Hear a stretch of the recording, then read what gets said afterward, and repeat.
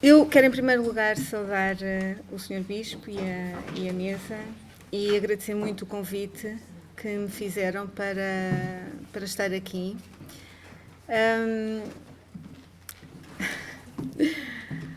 Há alguma coisa de bonito em aceitar convites que são verdadeiros desafios, mesmo grandes quebras-cabeças, porque nos empurram um bocadinho para fora da nossa zona de conforto e eu acho que isso é aquilo que devemos fazer, se calhar, todos os dias.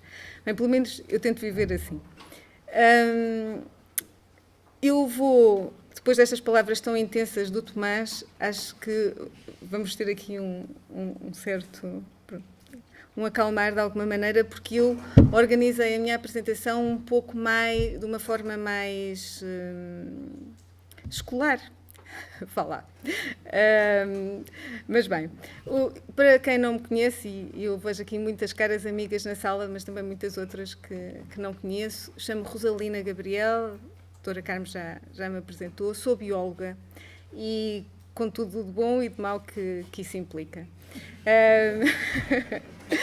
Pronto.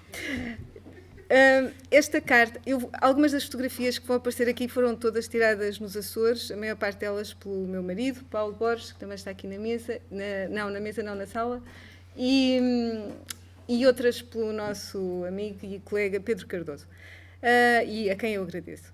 Portanto, esta carta, encíclica Laudato Si, é um documento muito interessante, muito fácil de ler. Qualquer pessoa que lê jornais ou que lê normalmente alguma coisa consegue lê-lo com muito proveito. Portanto, a linguagem, embora dê uma grande quantidade de informação, a linguagem é acessível. E é muito ressonante, ou seja, nós conseguimos nos identificar com as coisas que são ditas. E nesse sentido, foi para mim um grande prazer ler a encíclica toda. Ela está organizada mais ou menos desta maneira, em vários capítulos, e, como tradicionalmente acontece, portanto, cada um dos capítulos tem um conjunto de parágrafos, de temas que são tratados aí. Portanto, o que está a acontecer à nossa casa, uma parte de diagnóstico, o Evangelho da Criação, as raízes humanas da crise ecológica, uma ecologia integral, algumas linhas de orientação e ação e educação e espiritualidade ecológicas. E termina com uma oração. Portanto, todos estes pontos, todos estes parágrafos, todas estas cotas, são, cada uma delas se dirige a um aspecto particular. Eu não vou agora apresentar todos os aspectos que era mesmo impossível, mas vou tentar, a cada uma das citações que vou fazendo, colocar em baixo o capítulo e o número pelo qual podem depois tomar nota ou ler ou voltar a ver com mais, conforme for mais agradável. Portanto, a questão, o que está a acontecer à nossa casa foi um pouco aquilo que o Tomás disse, com todos os problemas, e que são muito sérios. E eu compreendo que aquele jornalista madrileno ou espanhol considere que há algum negativismo, porque, de facto, quando fazemos o diagnóstico de uma doença, geralmente não estamos bem. Estou a ver aqui pessoas, colegas da saúde, não é? Um diagnóstico de uma doença não é uma coisa agradável, mas é necessária para se fazer o tratamento. Portanto, há muitas coisas que estão a acontecer à nossa casa, certamente, e à nossa casa-terra, e uma delas tem a ver com a biodiversidade. Isto é aqui, é nos Açores, e a citação é do livro do Gênesis, que é: no princípio Deus criou o céu e a terra. E depois viu que tudo isso era bom. E isso é tão bonito. Isto é a raiz deste documento, que se baseia também noutros documentos e que traz toda a originalidade que o Papa Francisco lhe conferiu, mas de facto não deixa de ser profundamente cristão e profundamente humano nesse sentido, não é? Deus viu que isto era bom, e isso é aquilo que nós precisamos também de ver. E do mesmo modo, no princípio do Evangelho de São João, no princípio era o Verbo, e o Verbo estava com Deus, e nele estava a vida, e a vida era a luz dos homens. Bem, quem sou eu, perante esta Assembleia, para estar a citar a Bíblia? De facto, o atrevimento dos biólogos é inexcedível. Mas eu sou uma cristã, de algum modo. Então, nesse sentido, esta também é a minha herança. Então, nos Açores, nós estamos muito perto do princípio, estamos muito perto de como isto tudo era bom, e temos, de facto, muitas áreas que são áreas fantásticas de beleza e de perfeito funcionamento dos ecossistemas, porque a nossa presença neste arquipélago, a nossa presença humana, que se vê aqui com as pastagens e com os muros e com estas sebes, a nossa presença humana, de algum modo, foi gentil para os Açores, até certo ponto. Mas esta verdura que nos enche os olhos, de algum modo, não está isenta de problemas. É muito difícil, em geral, nós associarmos problemas a plantas. Elas parecem tão inócuas e todas fazem fotossíntese e libertam oxigênio. Mas, na verdade, há graves problemas associados a plantas. E eu vou, hoje, falar um pouco mais acerca deste aspecto que ressalta da encíclica de uma maneira, ressaltou para mim da encíclica de uma maneira diferente do que ressaltam todos os outros aspectos sobre a água potável, ou as alterações climáticas, ou os combustíveis fósseis, que são também tratados durante o texto. Mas eu vou focar um pouco a parte da perda da biodiversidade. A perda da biodiversidade é um dos temas mais problemáticos com o qual teremos de lidar este século, e foi identificado, tanto na encíclica, mas também já tinha sido identificado por estas avaliações, chamadas avaliações do milénio, que foram feitas por todo o mundo a pedido das Nações Unidas, e dos quais resultaram sínteses que estão completamente disponíveis na internet para toda a gente ver, e há inclusivamente um livro, Ecossistemas e Bem-Estar Humano, que faz também essa avaliação para Portugal. Um dos aspectos desta avaliação é que observa como é que estão vários ecossistemas, como as florestas, ou as zonas costeiras, ou as ilhas, ou os sistemas polares, como é que elas estavam no último século. E as setinhas, e que são estas cores, e quanto mais escuro, pior é a situação. Portanto, a que chegámos no século XX. E as setas representam se o impacto é para continuar, ou é para aumentar, ou é para diminuir. E eu foquei aqui o aspecto das ilhas, em que vemos que um dos principais problemas são, de facto, as invasoras, e que não se vê o impacto a diminuir. Outras coisas que acontecem com as ilhas, por exemplo, ao nível da poluição, ela parece estar a aumentar, embora no século XX a poluição nas ilhas não fosse a maior preocupação. Ou seja, nem tudo, de facto, é bom, mesmo em sítios tão belos como a nossa Terra. Outro aspecto que o milénio trouxe foi uma avaliação dos ecossistemas do ponto de vista não ecológico, mas dos serviços que eles prestavam e prestam aos seres humanos. E, portanto, dividiu, grosso modo, em 4 tipos: serviços de aprovisionamento, ou seja, por exemplo, todos nós precisamos de comida e a comida é produzida em ecossistemas, por exemplo, ou precisamos de madeira, etc. Serviços de regulação, como, por exemplo, a polinização das plantas ou o controle das pragas, etc. E serviços culturais, onde estão integrados todos os benefícios não materiais, incluindo os de recreação, estéticos, espirituais, etc. E todos eles são apoiados por serviços de suporte.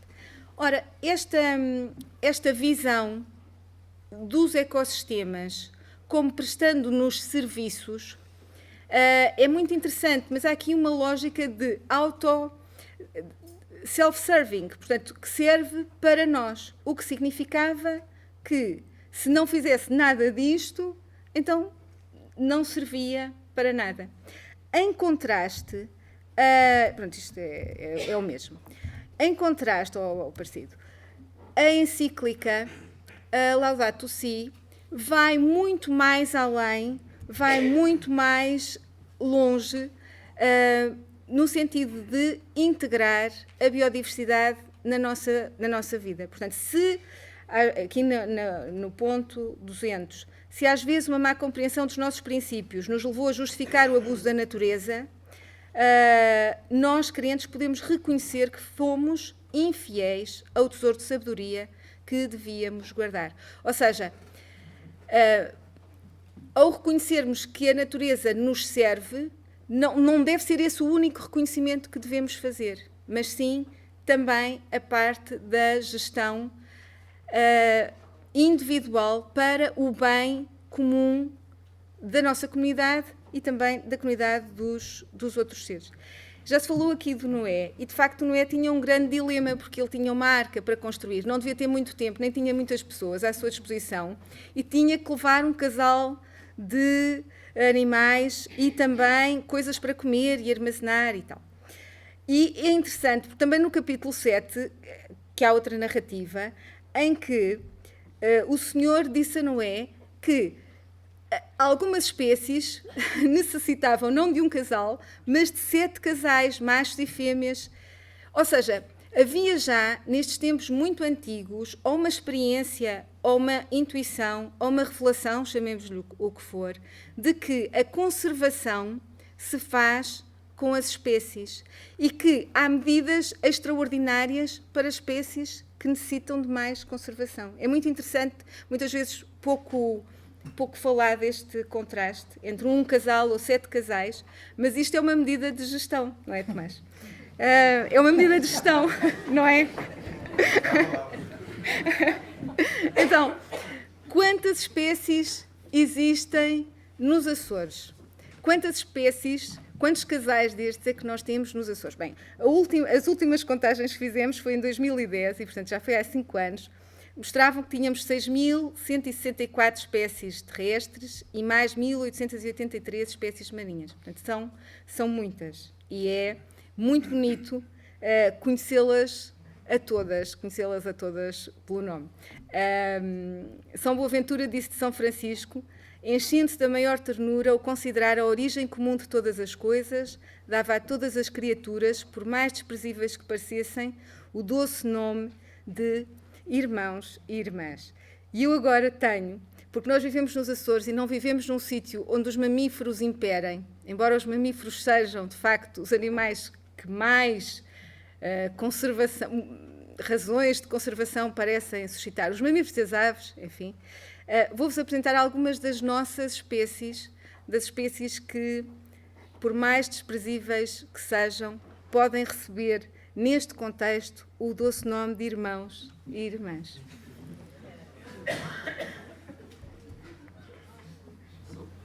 São fungos, é uma aranha, parece tão fofinha, e é o nosso priolo endémico dos Açores, portanto, uma das aves endémicas dos Açores, uma espécie mesmo endémica. Okay? Aqui há alguns cogumelos ainda. Ok. Pronto. Então, falamos aqui de uma atitude que não vai em relação ao domínio, mas sim uma atitude do coração. Uma atitude do coração que nos põe plenamente presente diante de cada ser humano e de cada criatura. Isto está também no ponto 226.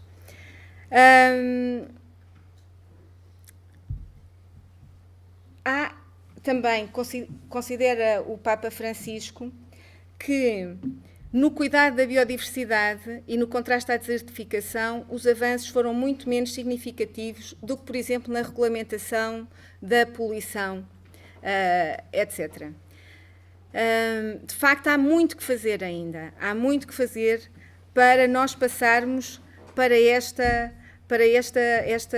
outro nível de tomar conta da nossa casa. Portanto, esta evolução que temos que fazer.